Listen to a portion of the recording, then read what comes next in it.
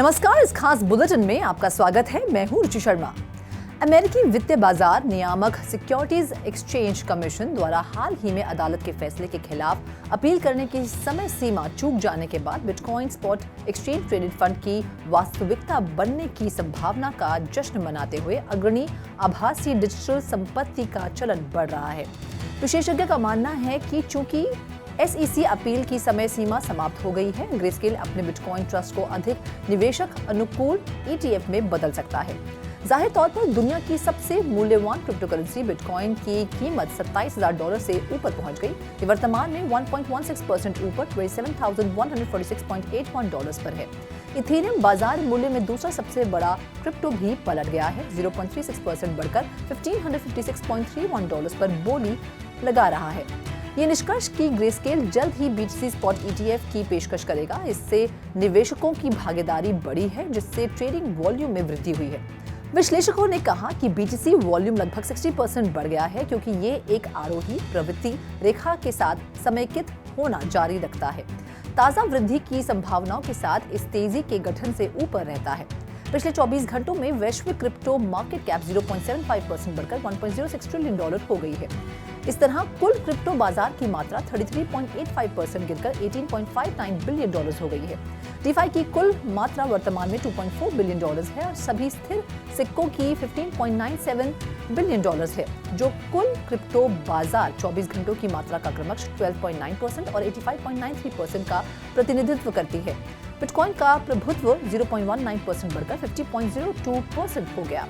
Crypto बाजार में 15 अक्टूबर को गतिविधि में वृद्धि का अनुभव हुआ। बिटकॉइन ने लेनदेन की मात्रा में $120 मिलियन का असामान्य उत्पादन किया। वेल अलर्ट की रिपोर्ट है कि 2818 BTC, जो $75.8 मिलियन के बराबर है, कॉइनबेस को भेजा गया था, जबकि 1630 BTC, जिसका मूल्य $43.82 मिलियन था, बाइबिट से वापस ले लिया गया था। ऑन चेन डेटा विश्लेषण से पता चलता है कि कॉइनबेस के हस्तांतरण में प्रवेशक का पता सप्ताह के शुरू में एक हॉट वॉलेट से बिटकॉइन निकाल लिया गया था और उन्हें वापस करने से पहले 4 दिनों तक अपने पास रखा था। एक्सचेंज के भीतर आंतरिक परिचालन गतिविधियों का सुझाव देता है। बाइबिट की 1630 BTC निकासी का पता एक्सचेंज के ज्ञात कोल्ड वॉलेट पते BC1Q पर लगाया गया, जिसमें 34,231 BTC थे, जो $918.93 मिलियन के बराबर थे। हालांकि इस लेनदेन गतिविधियों का BTC की कीमत पर कोई प्रभाव नहीं पड़ा। सेंटिमेंट के अनुसार बिटकॉइन के वेल एड्रेस में उल्लेखनीय वृद्धि देखी गई है। 24 घंटों की अवधि के भीतर 16 नए एड्रेस जोड़े गए हैं। ये उछाल बिटकॉइन के $27,000 के महत्वपूर्ण प्रतिरोध के स्तर को तोड़ने के चल रहे प्रयास से मेल खाता है।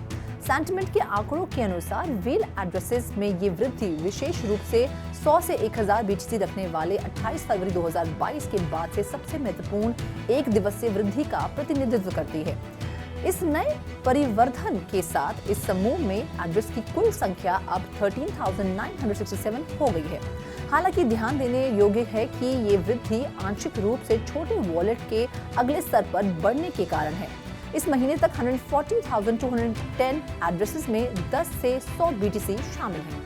ब्लूमबर्ग के विश्लेषक जेम्स सेफर्ट और एरिक बलूचनास की रिपोर्ट है कि स्पॉट बिटकॉइन ETF के संबंध में फंड मैनेजर्स और सिक्योरिटीज एंड एक्सचेंज कमीशन के बीच संचार अधिक रचनात्मक होता जा रहा है।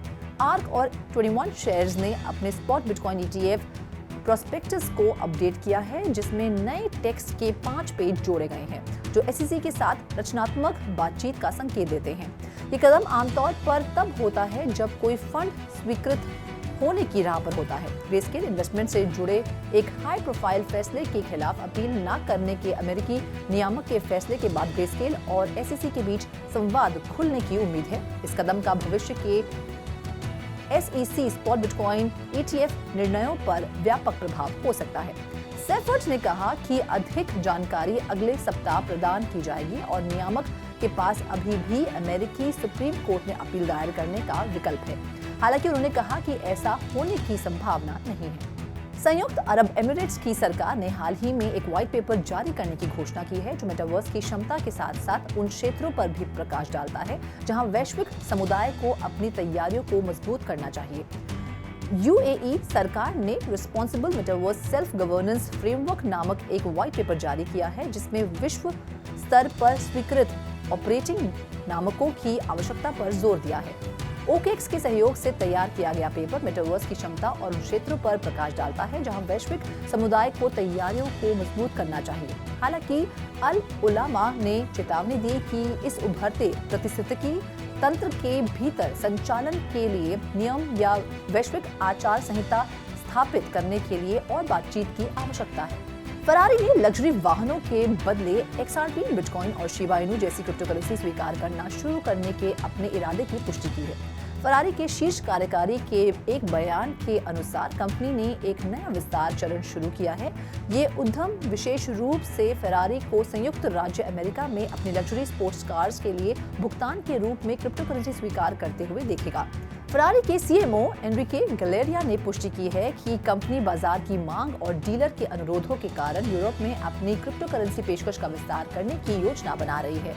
ये निर्णय युवा और अधिक पारंपरिक निवेशकों सहित विविध ग्राहकों के जवाब में किया गया था, जिन्होंने क्रिप्टोकरेंसी में भारी निवेश किया है। नाइजीरिया संघीय सरकार ने AI को बढ़ावा देने और AI केंद्रित स्टार्टअप का समर्थन करने के लिए नाइजीरिया आर्टिफिशियल इंटेलिजेंस अनुसंधान योजना शुरू की है। ये योजना, जिसका उद्देश्य आर्थिक प्रगति को बढ़ावा देना और AI को बढ़ावा देना है, AI उन्नति की दृष्टि से 45 शोधकर्ताओं और स्टार्टअप में से प्रत्येक को 5 मिलियन N का पुरस्कार देगी। संचार, नवाचार और डिजिटल अर्थव्यवस्था मंत्री बोसुन तिजानी ने घोषणा की कि फंडिंग $6,444 के बराबर होगी, जिसका लक्ष्य नाइजीरिया में एक स्थायी AI पारिस्थितिकी तंत्र बनाना है। इस पहल ने दुनिया भर में क्रिप्टो उत्साही लोगों का ध्यान आकर्षित किया है। नाइजीरिया सरकार देश में एक जीवंत और टिकाऊ AI पारिस्थितिकी तंत्र को बढ़ावा देने के उद्देश्य से एक योजना के लिए आवेदन आमंत्रित कर रही है। ये योजना, जो 13 अक्टूबर से 15 नवंबर 2023 तक खुली रहेगी, वित्तीय सहायता प्रदान करेगी और AI उद्योग के पेशेवरों के बीच ज्ञान साझा करने की सुविधा प्रदान करेगी। आवेदकों को परियोजना के संभावित प्रभाव को रेखांकित करते हुए एक विस्तृत प्रस्ताव प्रस्तुत करना होगा, जिसका मूल्यांकन AI विशेषज्ञ पैनल द्वारा किया जाएगा। सरकार महत्वाकांक्षी AI शोधकर्ताओं और प्रौद्योगिकी प्लेटफॉर्म्स में आवेदन आमंत्रित कर रही है। ग्रेस्केल बिटकॉइन ट्रस्ट मामले में अपील दायर करने में सिक्योरिटीज एंड एक्सचेंज कमीशन की विफलता के परिणाम स्वरूप NFT के लिए ट्रेडिंग वॉल्यूम में 15% की वृद्धि हुई। ऑन-चेन डेटा एग्रीगेटर cryptoslam.io के अनुसार पिछले 24 घंटों में NFT पारिस्थितिकी तंत्र में 15% की वृद्धि देखी गई। कुल ट्रेडिंग वॉल्यूम $9.7 मिलियन से अधिक हो गई। विशेष रूप से सक्रिय रूप से NFT प्राप्त करने वाले निवेशकों की संख्या में 5.9% की वृद्धि हुई है। उसी 24 घंटों की अवधि में इथेरियम आधारित NFT संग्रह की बिक्री में 26.7% की उल्लेखनीय वृद्धि देखी गई, जिससे ट्रेडिंग आय में $5.2 मिलियन का योगदान हुआ। माइथस चेन और सोलाना ब्लॉकचेन पर डिजिटल संग्रहणीय वस्तुओं में भी उल्लेखनीय वृद्धि देखी गई है, जिनकी कुल व्यापारिक बिक्री क्रमशः $1.3 मिलियन और $1 मिलियन है। माइथस चेन NFT में 4.5% की वृद्धि हुई, जबकि सोलाना आधारित NFT में प्रभावशाली 23.5% की परिसंपत्ति प्रबंधन कंपनी ग्रेस्केल अपने बिटकॉइन ट्रस्ट को अधिक निवेशक अनुकूल स्पॉट बिटकॉइन ETF में बदलने के प्रस्ताव पर SEC से असहमत है। मास्टरकार्ड ने एक ऐसी तकनीक विकसित की है जो सेंट्रल बैंक डिजिटल मुद्राओं को विभिन्न ब्लॉकचेन पर सुरक्षित रूप से टोकन या रैप करने में की अनुमति देती है, जिससे सुरक्षित Web3 वाणिज्य सक्षम हो जाता है। रिजर्व बैंक ऑफ ऑस्ट्रेलिया और digital finance cooperative research centre के सहयोग से पायलट प्रोजेक्ट का उद्देश्य ऑस्ट्रेलिया में सेंट्रल बैंक डिजिटल करेंसी के उपयोग के मामलों का पता लगाना है। कुस्कल और मिंटेबल के सहयोग से मास्टरकार्ड के समाधान में ये सुनिश्चित करने के लिए सख्त नियंत्रण शामिल है कि पायलट CBDC को केवल उन अधिकृत पार्टियों द्वारा ही एक्सेस, उपयोग और रिडीम किया जा सकता है जिन्होंने उचित KYC और जोखिम मूल्यांकन किया है। एक लाइव डेमोन्स्ट्रेशन में दिखाया गया कि इथेरियम सार्वजनिक ब्लॉकचेन पर एक NFT खरीदने के लिए एक पायलट CBDC का उपयोग कैसे किया जा सकता है। इस प्रक्रिया में RBA के प्लेटफॉर्म पर आवश्यक राशि को लॉक करना और समान मात्रा में रैप्ड CBDC टोकन को मिंट करना शामिल था। सार्वजनिक ब्लॉकचेन पर भी नियंत्रण लागू करने की प्लेटफॉर्म की क्षमता का प्रदर्शन किया गया।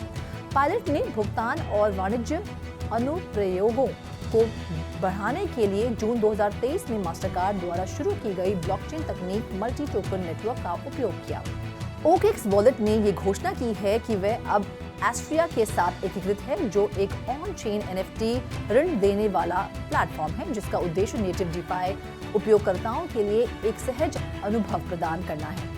एस्टारिया प्रोटोकॉल रणनीतिकारों को वॉलेट के माध्यम से ऋण शर्तों को प्रकाशित करने में सक्षम बनाता है, जो उधारकर्ताओं को उधार देने के लिए लिक्विडिटी प्रदाताओं की पूंजी स्वीकार करता है। रणनीतिकारों के बीच प्रतिस्पर्धा पर सुनिश्चित करती है कि उधारकर्ताओं के पास प्रतिस्पर्धा बाजार दरों और शर्तों तक पहुंच हो। इसके अलावा OKX ने दुनिया के कई सबसे प्रतिष्ठित ब्रांड्स और एथलीट्स के साथ सहयोग किया है, जिसमें English premier league champion Manchester City FC, McLaren formula 1, the Tribeca festival Olympian Scotty James और F1 ड्राइवर डैनियल रिकियार्डो शामिल हैं।